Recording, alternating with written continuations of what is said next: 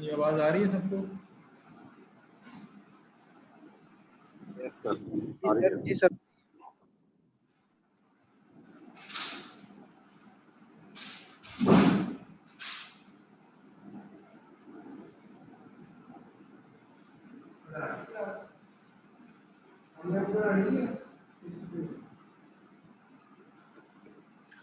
Last time हमने T test discuss किया था, उसके बाद pair sample T test discuss किया था, और आप लोगों को मैंने एक असाइनमेंट दी थी, वो करके आए हैं?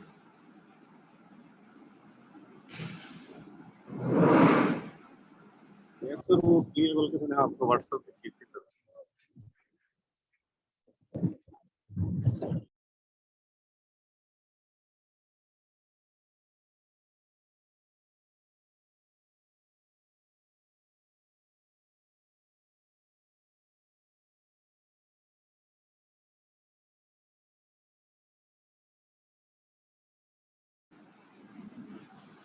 हाँ जी, बाकी लोगों ने काम किया है उसके ऊपर, असाइनमेंट के ऊपर?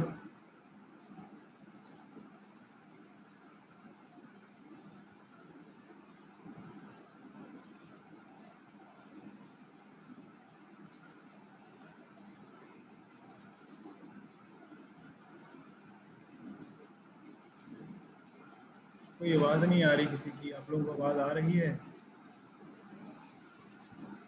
सर मैंने तो बताया, काशिफ से बात करो, मैंने करके आपको व्हाट्सएप पे कर दिया था वो। आप बनाई है असाइनमेंट तो स्क्रीन शेयर करें ज़रा, बाकी टेस्ट भी वो जो प्रोसेस मैनोवा कंप्लीट।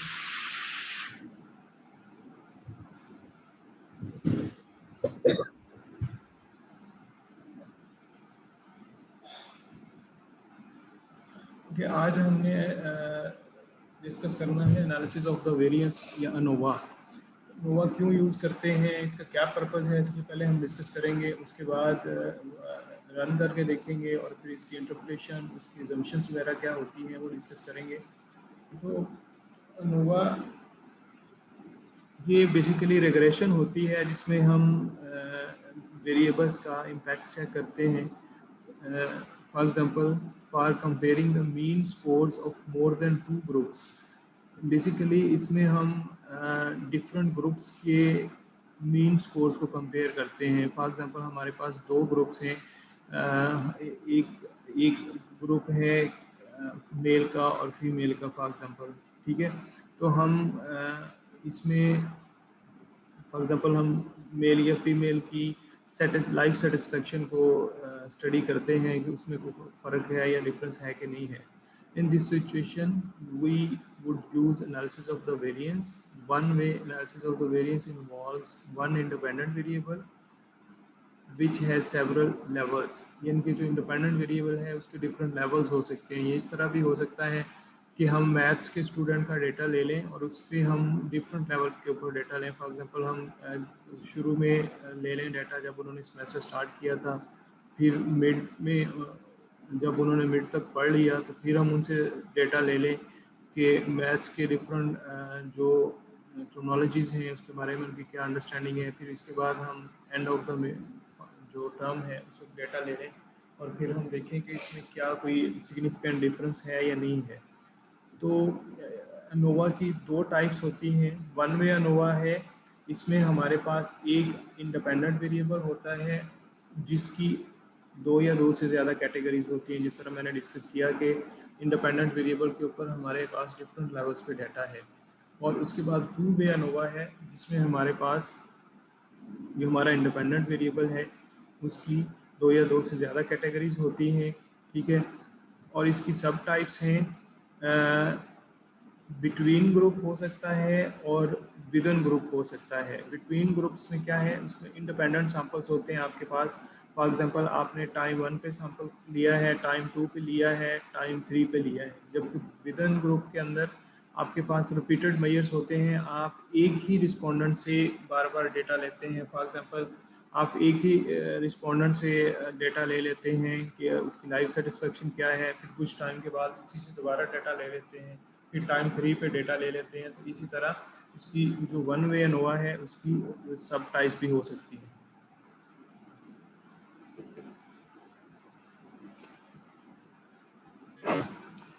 अच्छा, ये एक रिसर्च क्वेश्चन है, जिस तरह हमने लास्ट टाइम डिस्कस किया था कि कैसे हमें पता चलेगा कि what test should be run to answer the research questions and objectives.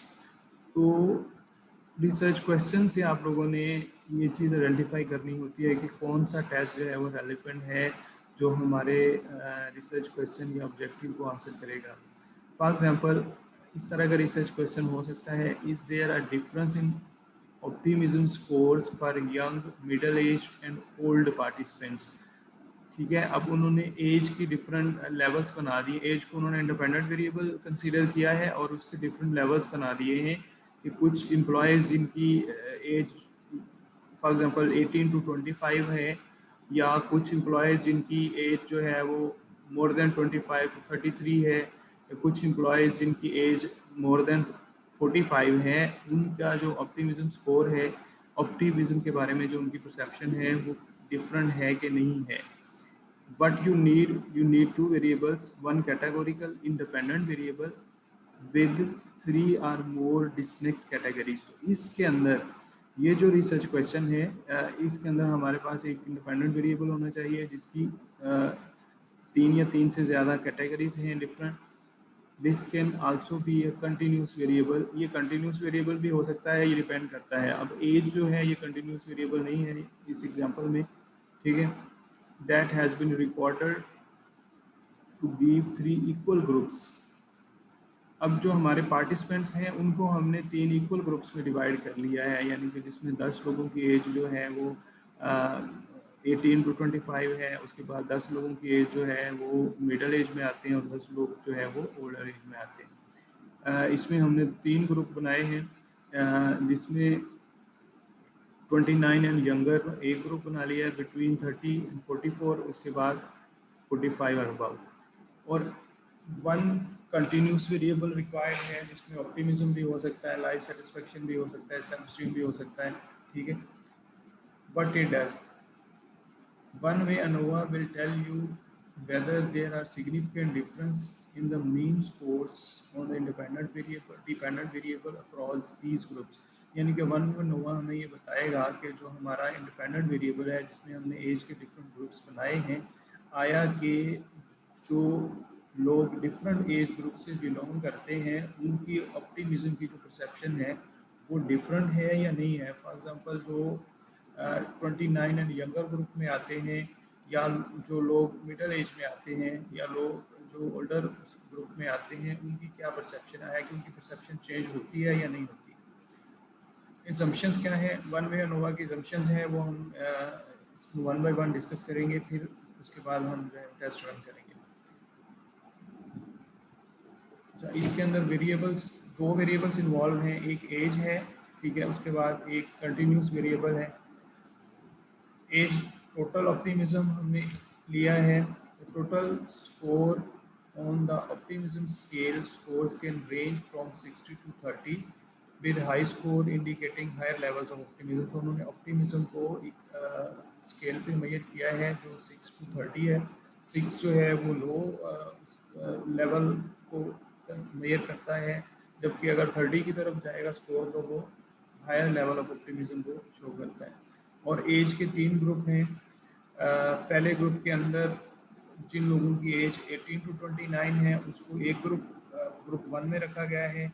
जिन लोगों की एज जो है वो 30 टू 44 है उनको ग्रुप 2 में रखा है, और जिनकी एज अबाउट 35 है उनको थर्ड ग्रुप में रखा है। अब हम इसमें ये चेक करेंगे कि जो लोग डिफरेंट एज ग्रुप से बिलोंग करते हैं, आया कि उनकी ऑप्टिमिज्म की जो परसेप्शन है उसमें सिग्निफिकेंट डिफरेंस है या नहीं है। अच्छा, ये वन वे ANOVA की एग्जांपल है और मेथड है कि कैसे रन करते हैं। इसके बाद जब हम रिजल्ट्स को डिस्कस करेंगे तो हम इसकी एजम्पशंस को भी डिस्कस करेंगे, एजम्पशंस क्या है, और फिर ये भी देखेंगे कि एजम्पशंस फुलफिल हो रही है या नहीं हो रही। तो आप लोग SPSS खोलें और उसमें सर्वे फॉर ईडी है फाइल खोलें। हम पहले ये टेस्ट रन करेंगे और फिर इसके बाद जब इसकी इंटरप्रिटेशन देखेंगे तो हम इसकी असम्पशंस को भी डिस्कस करेंगे। काइंडली SPSS की जो आप लोगों के पास सर्वे 4ED की फाइल है उसको ओपन करें, फिर हम इसको रन करके देखते हैं।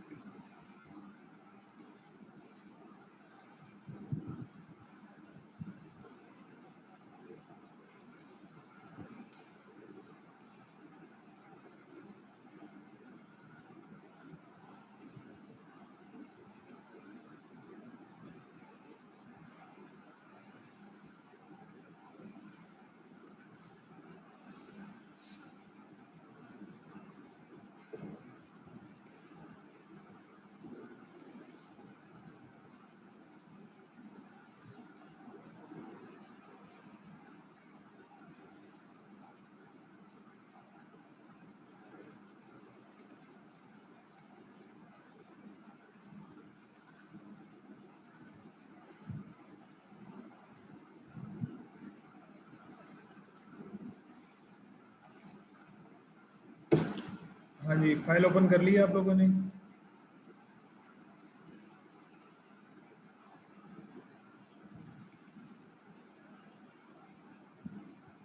आवाज आ रही है?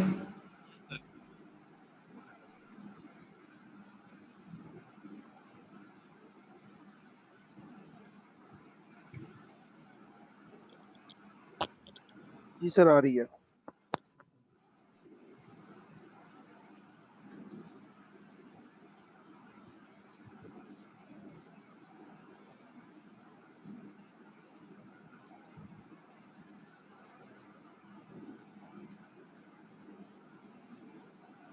फाइल ओपन कर लें, फिर हम इसको रन करके देखते हैं।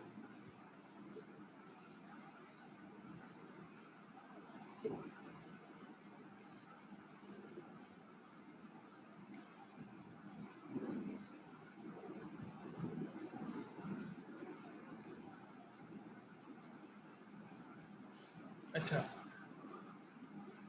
How to perform one way ANOVA. इसके लिए हमने सबसे पहले एनालाइज में जाना है, उसके बाद compare means, then one way ANOVA. ठीक है, इस पर क्लिक करें।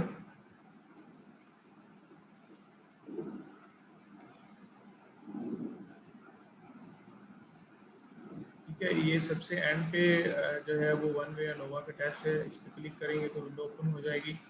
इसमें अब हमने करना क्या है, सबसे पहले तो हमने एज के ग्रुप्स बनाने हैं। अगर आपके पास एज के ग्रुप्स बने हुए हैं तो ठीक, अदरवाइज आपने एज के ग्रुप्स बनाने हैं। जिस तरह हमने एग्जांपल्स देखी है कि एज का जो पहला ग्रुप है उसमें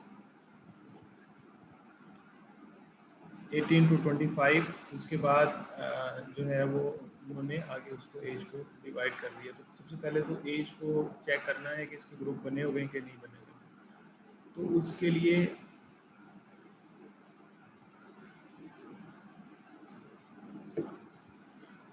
एज जो है वो हमारे पास ईयर्स में आ रही है, तो सबसे पहले हम इसके ग्रुप्स बनाएंगे। अच्छा, एज के ग्रुप्स बनाने के लिए दो तरीके हैं। एक तो हम खुद से देख के ग्रुप्स बना लेते हैं। फॉर एग्जांपल हम कह देते हैं जो लोग 18 to 25 हैं उसका एक ग्रुप बना देते हैं, 26 to फॉर एग्जांपल 31 है उसका दूसरा ग्रुप बना देते हैं। या इसके अलावा SPSS के अंदर एक ऑप्शन होता है कि वो पार्टिसिपेंट्स को इक्वली डिस्ट्रीब्यूट करके उनके ग्रुप्स क्रिएट कर देता है।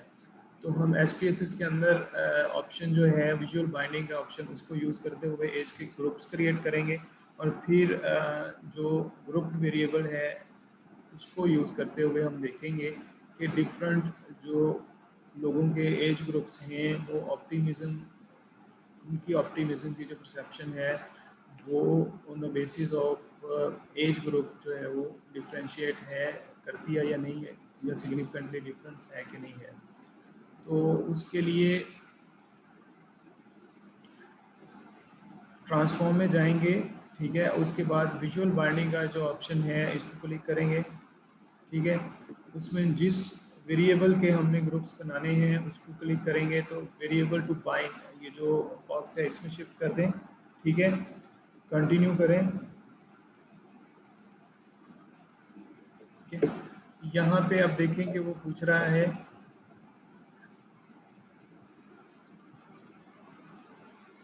कि बाइंड वेरिएबल जो आपने करना है उसका नाम आपने रख देना है। अब पहले एज सेम सिमिलर नाम जो है वो SPSS जो है वो एक्सेप्ट नहीं करता, तो आप लोगों ने डिफरेंट नाम देना है। फॉर एग्जांपल हम यहाँ पे कर देते हैं एज अंडरस्कोर न्यू, या आप एज अंडरस्कोर बाइंड भी कर सकते हैं।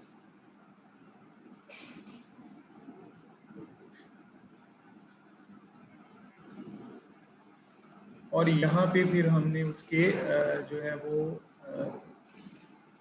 उसको इंस्ट्रक्शंस देनी है कि किस तरह से उसमें ग्रुप बनाने हैं। फॉर एग्जांपल हम कहते हैं कि इक्वल परसेंटाइल बेस पे जो है वो ग्रुप क्रिएट कर दे, तो हम यहाँ पे नंबर ऑफ कट पॉइंट्स उसको बता देंगे, उसी तरह से वो पार्टिसिपेंट्स को इक्वली डिस्ट्रीब्यूट करके एज के ग्रुप क्रिएट कर देगा।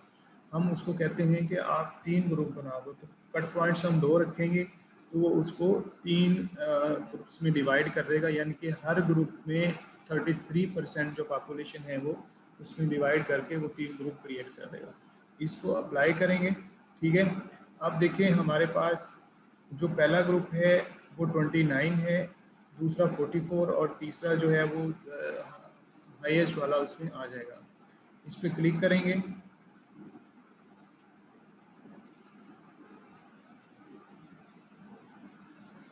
ओके, ठीक है। अब आप देखें अपने वेरिएबल व्यू में जाके देखें तो हमारे पास एक वेरिएबल बन गया है जो अभी हमने बनाया है एज अंडरस्कोर बाइंड, और यहाँ पे भी एज बाइंड उसका आ रहा है। तो अब अगर आप इस पर क्लिक करते हैं तो हमारे पास ये जो है उसने 3 ग्रुप्स बना दिए हैं, ठीक है।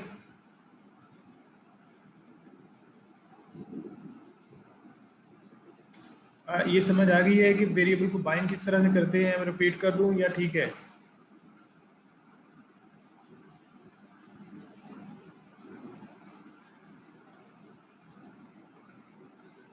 आप लोगों को आवाज आ रही है? यस सर, आवाज आ रही है सर। आप ऐसा करें, आप स्क्रीन SPS वाली शो नहीं हो रही सर, जो सिर्फ स्लाइड शो हो रही है। अब शेयर हो रही है? यस सर, अब शो हो रही है। ओके, दोबारा मैं रिपीट कर देता हूँ। हाउ टू बाइंड एज या how to bind a variable, उसको कैसे बाइंड करते हैं या डिफरेंट ग्रुप्स कैसे बनाते हैं SPSS के अंदर। उसके लिए ट्रांसफॉर्म में जाएंगे, उसके बाद विजुअल बाइंडिंग का ऑप्शन है 7th नंबर पे, उसको क्लिक करें, ठीक है। जिस वेरिएबल के आपने ग्रुप्स बनाने हैं उसको सिलेक्ट करेंगे, कंटिन्यू करेंगे तो बॉक्स खुल जाएगा। इसके अंदर आपने सबसे पहले तो वेरिएबल को नया नाम देना है जिसको आप बाइंड करना चाहते हैं। न्यू वेरिएबल, न्यू वेरिएबल क्या होना चाहिए? एज तो पहले ही उसका नाम गिवन है, तो हम उसका डिफरेंट नेम देंगे ताकि SPSS उसको एक्सेप्ट कर ले। एज अंडरस्कोर बाइंड के नाम से हमने वेरिएबल बनाया, ठीक है। अब हम क्या करेंगे, मेक कट पॉइंट्स, इसके पहले तो कट पॉइंट्स लगाएंगे कि कितने कट पॉइंट्स बनाने हैं, या हमने जो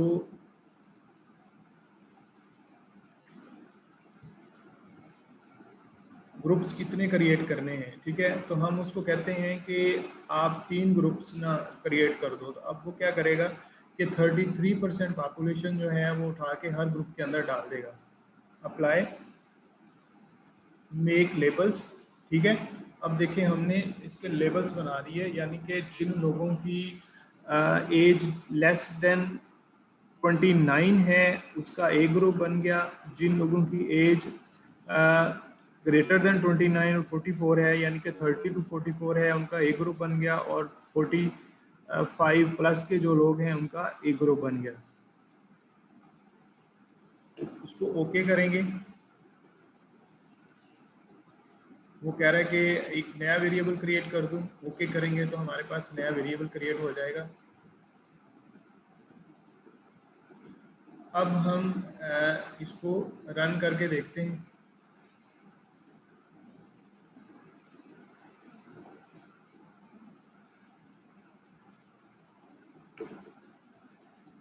उसके लिए एनालाइज में जाएंगे, compare means then one way ANOVA, ठीक है। इसमें सबसे पहले तो हमने डिपेंडेंट वेरिएबल को सिलेक्ट करना है। डिपेंडेंट वेरिएबल क्या है?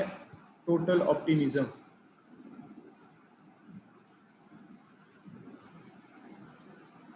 ये टोटल ऑप्टिमिज्म आपका जो डिपेंडेंट वेरिएबल है वो कंटिन्यूस वेरिएबल होना चाहिए। टोटल ऑप्टिमिज्म जो है वो कंटिन्यूस वेरिएबल है, इसको हम सिलेक्ट करेंगे।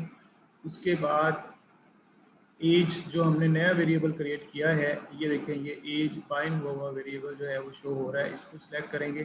ठीक है, इसके ग्रुप्स बने हुए हैं। इसके बाद में हम देखते हैं कि और ऑप्शंस कौन से सिलेक्ट करने होते हैं। अच्छा, डिपेंडेंट वेरिएबल आपने शिफ्ट कर देना है। उसके बाद जो ग्रुप वेरिएबल है, फॉर एग्जांपल हमने एज के 3 ग्रुप्स बनाए हैं तो उसको आपने फैक्टर में डाल देना है। उसके बाद ऑप्शंस में जाके descriptive, homogeneity of the variance और बाकी ये जो टेस्ट हैं इनको आप क्लिक करेंगे। ठीक है, उसके बाद मिसिंग वैल्यू, और मिसिंग वैल्यू के अंदर exclude cases analysis bye analysis, और उसके बाद पोस्ट हॉक टेस्ट पे क्लिक करके कंटिन्यू कर देंगे तो हमारा जो है वो वन वे अनोवा रन हो जाएगा।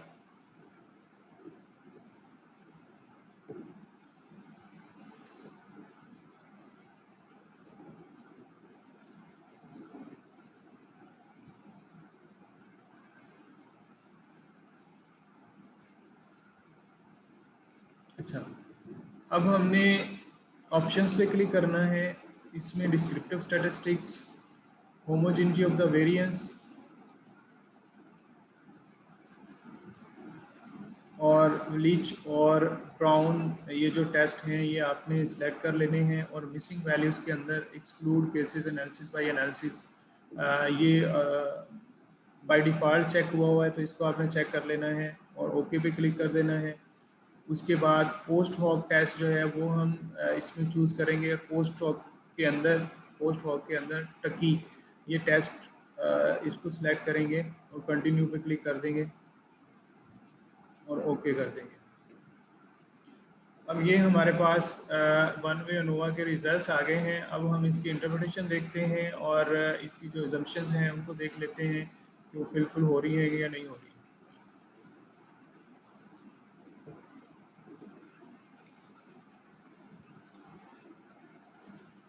ये टेस्ट रन कर लिया सबने।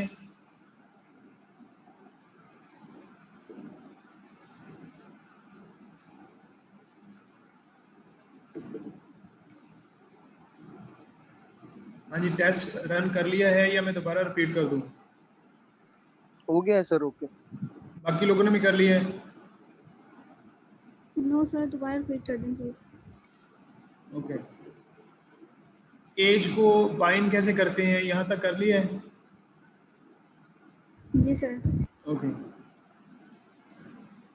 अच्छा, वन वे अनोवा कैसे परफॉर्म करते हैं उसके लिए आपने एनालाइज में जाना है, देन कंपेयर मीन्स, और उसके अंदर डिफरेंट टेस्ट हैं और इसमें सबसे एंड पे वन वे अनोवा आ रहा है, इस पर क्लिक करेंगे।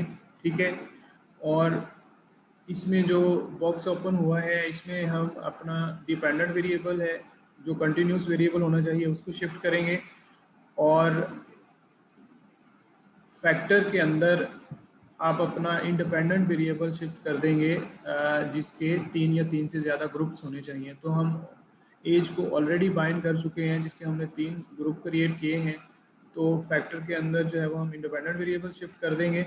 उसके बाद कुछ टेस्ट हैं जिनको हम सिलेक्ट करेंगे, फॉर एग्जांपल डिस्क्रिप्टिव स्टैटिस्टिक्स है या होमोजेनिटी ऑफ द वेरिएंस है। उन टेस्ट को सिलेक्ट करके हम ये टेस्ट रन कर लेंगे। उसके लिए ऑप्शन में जाएंगे। सबसे पहले ऑप्शंस के अंदर स्टैटिस्टिक्स के अंदर ये डिफरेंट टेस्ट आ रहे हैं, हम उनको सिलेक्ट कर लेंगे और मिसिंग वैल्यूज़ के अंदर चेक करेंगे कि exclude cases analysis bye analysis जो ऑप्शन है ये क्लिक हुआ होना चाहिए। तो यहाँ तक पहुँच गए आप लोग? Yes sir.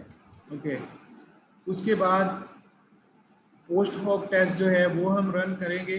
Post hoc run क्यों रन करते हैं? इसलिए रन करते हैं कि जब हमारे पास फॉर एग्जांपल तीनों ग्रुप्स जो है वो सिग्निफिकेंटली उसमें कोई डिफरेंस नज़र नहीं आ रहा, तो फिर हम उसको मज़ीद उसका टेस्ट करते हैं कि इसमें कौन सा ग्रुप फॉर एग्जांपल उसमें सिग्निफिकेंट डिफरेंस है कि नहीं है। पोस्ट हॉक टेस्ट जो है ये मज़ीद कैलकुलेशंस करके बताता है कि कोई ग्रुप दूसरे ग्रुप से कितना सिग्निफिकेंटली डिफरेंट है, उसका मीन कितना जो है वो डिफ्रेंशिएट कर रहा है। जस्ट इसमें आपने टक्की जो टेस्ट है उसको क्लिक करना है और कंटिन्यू कर देना है और ओके कर देना है, तो हमारे पास अनोवा के रिजल्ट्स आ जाएंगे। अब अगर हम इसकी डिस्क्रिप्टिव स्टैटिस्टिक्स देखें तो इसमें हमारे पास 3 ग्रुप्स हैं। पहले ग्रुप में वो लोग आ रहे हैं जिनकी एज ग्रेटर दैन 29 है, उसके बाद 30 to 44 है और उसके बाद मोर देन 45 है।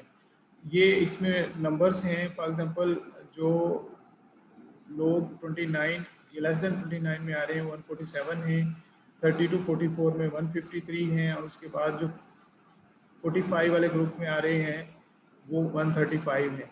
ये इनका मीन है। फॉर एग्जांपल मीन जो है जो लोग लेस देन 29 में आ रहे हैं उनका 21.36 है, इस तरह 22.10 है और ओवरऑल जो मीन है वो 22.12 है। ये स्टैंडर्ड एविएशन है और यहाँ पे उनकी सिग्निफिकेंस है। अगर हम इसकी मीन की सिग्निफिकेंस को देखें तो इसकी जो अपर और लोअर बाउंड है वो सिग्निफिकेंट है, यानी कि इनकी मीन जो है वो सिग्निफिकेंटली डिफरेंट है। उसके बाद हम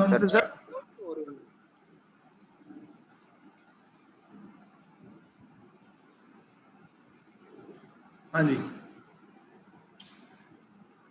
ठीक है। डिस्क्रिप्टिव स्टैटिस्टिक्स के बाद हम test of the homogeneity of the variance में जाएंगे। तो इसमें हम देखते हैं कि हमारा जो डाटा है वो होमोजेनिटी की जो असम्पशन है उसको वायलेट कर रहा है कि नहीं कर रहा है। ये लास्ट टाइम भी हमने डिस्कस किया था कि अगर हमारा जो सिग्निफिकेंट है वो ग्रेटर देन 0.05 है, मीन्स कि हमारा जो डेटा है, जो हमारे जो रिजल्ट्स हैं वो होमोजेनिटी ऑफ द वेरिएंस की असम्पशंस को वायलेट नहीं कर रहे। अगर ये वैल्यू लेस देन 0.05 हो तो इट मीन्स के हमारे जो रिजल्ट्स हैं वो होमोजेनिटी ऑफ द वेरिएंस की असम्पशंस को वायलेट कर रहे हैं। तो हमारे केस में ये वैल्यू 0.05 से ज़्यादा है, इट मीन्स के जो असम्पशन है वो वायलेट नहीं हो रही। तो फिर हम आगे मूव करेंगे। इसके बाद अनोवा के रिजल्ट्स देखेंगे। अनोवा के ओवरऑल रिजल्ट्स जो है सिग्निफिकेंट हैं, इट मीन्स के तीनों ग्रुप्स जो हैं वो ऑप्टिमिज्म की परसेप्शन को सिग्निफिकेंटली उसमें डिफरेंट हैं। अब हम इसको मज़ीद चेक करेंगे कि इसमें कौन से ग्रुप फॉर एग्जांपल जो वो एक दूसरे से सिग्निफिकेंटली डिफरेंट है। तो अगर तो अनोवा सिग्निफिकेंट हो तो फिर हम पोस्ट हॉक टेस्ट लगाते हैं। अगर अनोवा सिग्निफिकेंट ना हो तो इट मीन्स के ग्रुप जो है वो सिग्निफिकेंटली डिफरेंट नहीं है। ठीक है, तो अब हम पोस्ट हॉक टेस्ट में जाके देखते हैं कि कौन से ग्रुप जो हैं वो एक दूसरे से सिग्निफिकेंटली डिफरेंट हैं। फॉर एग्जांपल उसने कंपैरिजन किया है। पहले बॉक्स के अंदर उसने जो मिडल एज के लोग हैं और जो ओल्ड एज में आते हैं उनका कंपैरिजन किया है। उसके बाद दूसरे में उसने जो यंगर हैं और जो ओल्डर एज हैं उनका कंपैरिजन किया है। और लास्ट वाले बॉक्स में उसने जो यंगर हैं और मिडल एज वाले उनका कंपैरिजन किया है।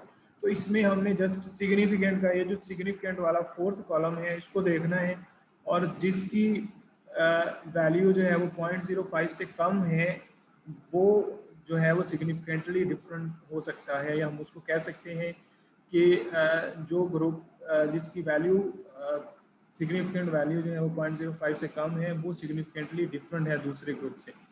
तो हमारे पास ये जो पहला बॉक्स है इसके अंदर जो ग्रुप नंबर 45 प्लस वाले लोग हैं वो सिग्निफिकेंटली डिफरेंट हैं as compared to middle age group. उनकी जो ऑप्टिमिज्म की परसेप्शन है वो सिग्निफिकेंटली डिफरेंस है। ठीक है, और अगर हम दूसरे ग्रुप में जाके देखें तो इसके अंदर जो मिडल एज और यंग एज वाले लोग हैं उनका कंपैरिजन करें तो इसमें जो यंग एज वाले लोग हैं वो सिग्निफिकेंटली डिफरेंट हैं। ठीक है, तो अब हम इसकी इंटरप्रिटेशन को देख लेते हैं कि कैसे लिखते हैं या रिजल्ट्स को कैसे इनकॉर्पोरेट करते हैं।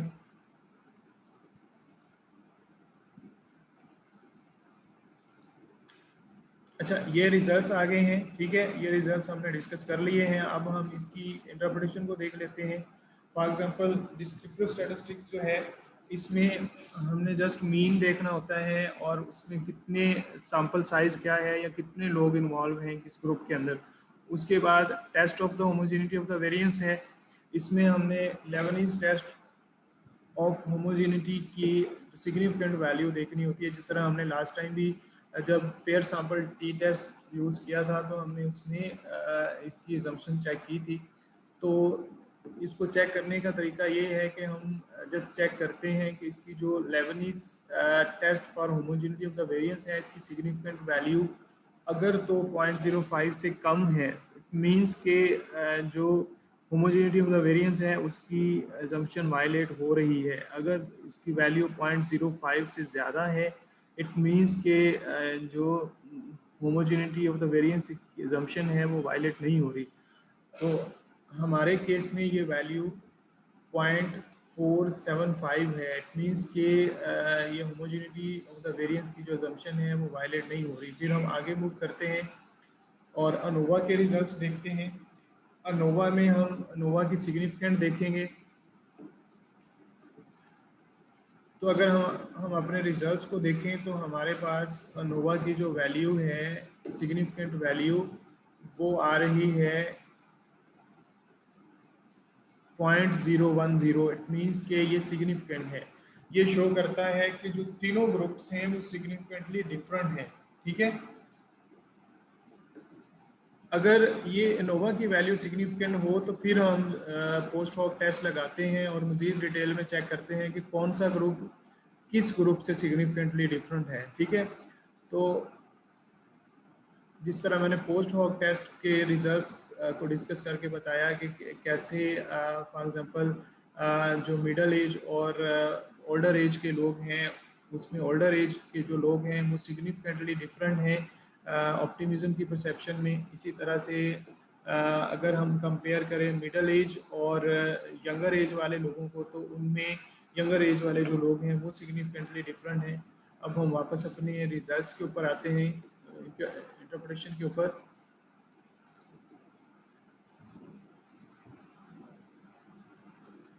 अच्छा, उसके बाद हम फिर कंपैरिजन करते हैं इसका। ठीक है, तो अब आपने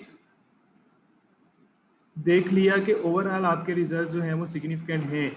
फिर उसके बाद हमने मीन डिफरेंस देखना है और मीन डिफरेंस के अंदर ये बेसिकली पोस्ट हॉक टेस्ट के जो रिजल्ट्स हैं वो डिस्कस हो रहे हैं। जिन वैल्यूज़ के ऊपर स्टेरिक लगा हुआ है इट मीन्स कि वो सिग्निफिकेंट हैं।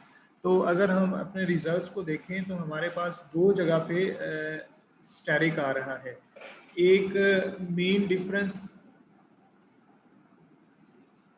जहाँ पे 45 प्लस है और इसकी मीन डिफरेंस कितना है -1.595 और इसके ऊपर स्टेरिक है और सिग्निफिकेंट वैल्यू भी यही बता रही है कि इसकी वैल्यू जो है वो 0.05 से कम है, तो ये सिग्निफिकेंट है। और दूसरे नंबर पे जो लास्ट में बॉक्स है इसमें लेस देन 29 वाला ग्रुप जो है उसकी मीन वैल्यू भी 1.59 है और उसके ऊपर भी स्टेरिक है, तो वो भी ये शो कर रहा है कि ये सिग्निफिकेंट है। तो जिस वैल्यू के ऊपर स्टेरिक आ रहा होगा या जिस मीन वैल्यू की सिग्निफिकेंट वैल्यू 0.05 से कम होगी इट मीन्स कि वो सिग्निफिकेंट है। ठीक है,